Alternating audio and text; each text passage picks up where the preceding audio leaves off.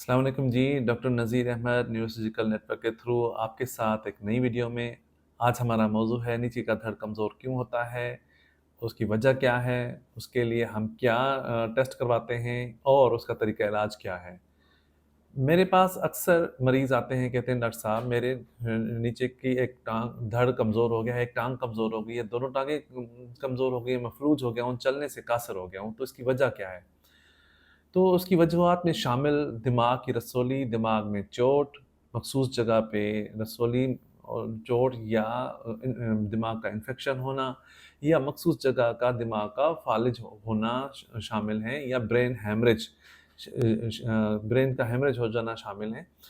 उसके अलावा दूसरे नंबर पे गर्दन में चोट लगी हो, हराम मगज़ में इन्फेक्शन हो, रसौली हो या तीसरे नंबर पे कमर की हराम मगज़ में रसौली हो, हराम मगज़ की चोट हो, हराम मगज़ में इन्फेक्शन हो या मोहरों के का इन्फेक्शन हो, मोहरों का की चोट हो, मोहरे टूट गए हों, तो ये शामिल हैं जिससे नीचे का धड़ कमज़ोर होता है।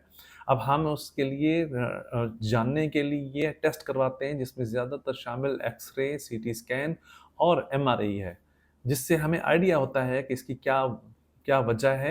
उसके बाद जब ये टेस्ट हो जाएँ तो हम तरीका इलाज पे आते हैं कि तरीका इलाज सबसे ज़्यादा तो ऑपरेशंस हैं, कि रसौली है तो उसको निकाल देते हैं, अगर उसकी चोट है, हराम मगज़ की चोट है या मोहरों की चोट है तो उनको हम स्टेबल करते हैं।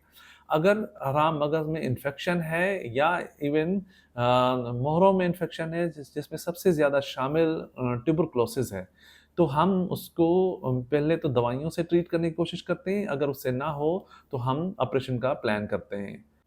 अगर हमारे किसी जानने वालों में लवाहिकीन में, प्यारों में ऐसा कोई मरीज़ है, तो आप मज़ीद मालूमात के लिए आप व्हाट्सएप कर सकते हैं, हमारे क्लिनिक को विज़िट कर सकते हैं। मज़ीद वीडियोज़ के लिए देखने के लिए हमारे चैनल को लाइक, सब्सक्राइब और शेयर करें।